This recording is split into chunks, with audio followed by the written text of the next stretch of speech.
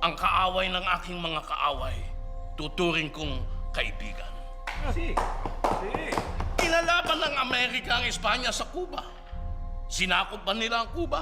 Hindi. Tinulungan pa nila ang mga Cubano na sipain ng Espanyol. Wala tayong dapat ikatakot. At pagbigyan naman natin na magkaroon tayo ng kapayapaan. Un maricon. Muy bien, Señor Paterno. Walang umiiral na mag-isa, Joven. Lahat ng mga nauna sa atin, inialay nila ang buhay nila para sa kalayaan. Kung Espanya talaga ang kalaban ng mga Amerikano, bakit hindi sila makiisa sa atin? Bakit pinipigilan nila tayong pumasok sa Intramuros?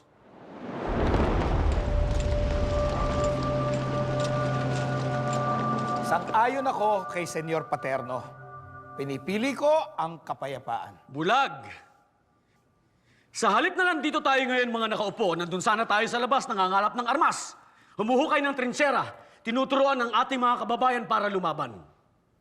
Huwag kayong maniwala sa matatamis na salita ng mga Amerikano! Walang puwang ang bulag sa gabinete na ito!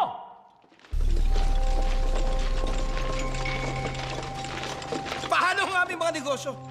Kapag nakapaglaban kami, babagsak ang ekonomiya. Paano namin mapapakain ang aming mga pamilya? Negosyo o kalayaan, bayan o sarili, pumili ka! Kilala kita! Kasali ka sa gobyerno sibil ng Kastila at ng mga nibang Espanya, lumipat ka agad ng bakod at ngayong tayo naman ang mga nganib, makikisiping ka naman sa bandila ng Amerika. Magtigil ka nga. Lahat tayo may interes. Tao lamang tayo. Ay, paano ninyo nasisikmurang pag-usapan ng negosyo kung mangalipin tayo sa sarili nating bayan? Minamahal ko rin ang ating bayan. Pendehadas! Sa ngayon ay kakampi natin ng Amerika. Nangako sila sa akin sa Hong Kong. Gagawin ng Amerika ang lahat. Maunahan lamang niya ang ibang mga bansa na may pagnanasa sa Pilipinas. Get ready. We'll begin in an hour.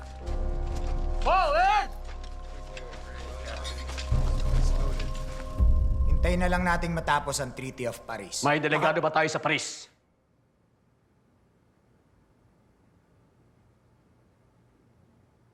O kahit tagapagbasid man lamang.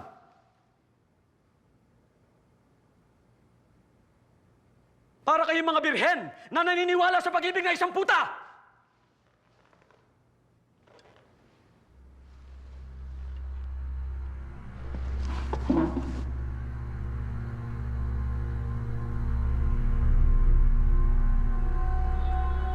Sabihin mo sa ating mga kababayan na hindi nakakamit ang kalayaan sa pag-aaruga sa kanilang mga mahal sa buhay. Kailangan nilang magbayad. Ano pong kabayaran? Dugo at pawis. Kailangan nilang tumalon sa kawalan. Senyor Presidente, ipagpaumanhin po ninyo ang pagtataas ko ng boses. Aaminin ko na may batayan ang pagdududa ng lahat. Hindi masama maghintay, ngunit hindi rin masama kung palalakasin ni General Luna ang ating puwersa militar. Mga Ginoo, ipagdasal natin ang kapayapaan. Ngunit pagandaan natin ang digmaan.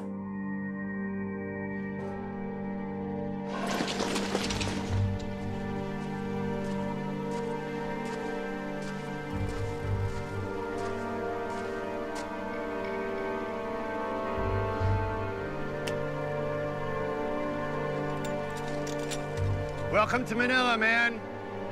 She's ours.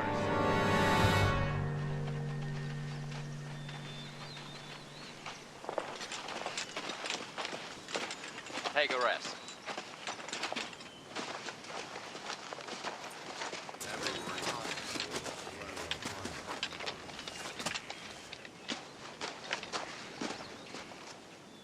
Man, look alert.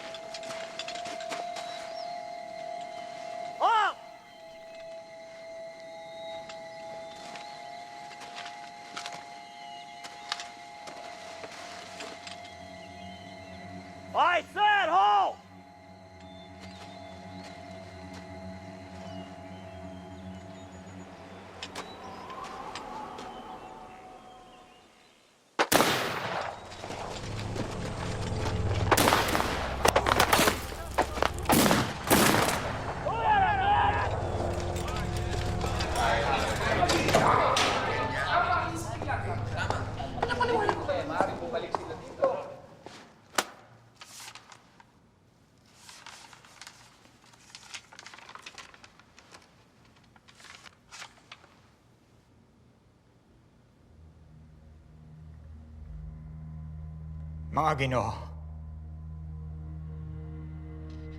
pinaputukan ng mga Amerikano ang ating mga tauhan sa Santa Mesa. Nilusob na rin nila ang San Juan, Paco at Pandacan, at iba pang karatig bayan. May kasunduan na rin sila sa mga Espanyol sa loob ng Intramuros. Camino, Arguelles, Bumagsak na ang Maynila. Nasa kamay na ng mga Amerikano ang lungsod.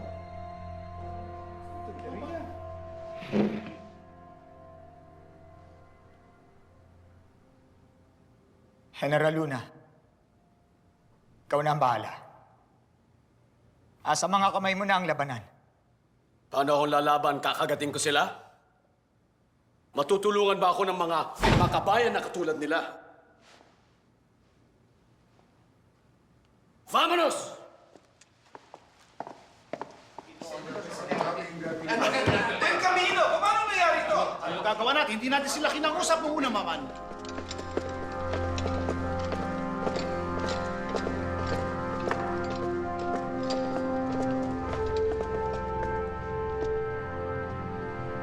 Isang malaking karangalan ng ipaglaban ng ating inang bayan pag tayo magdadalawang isip.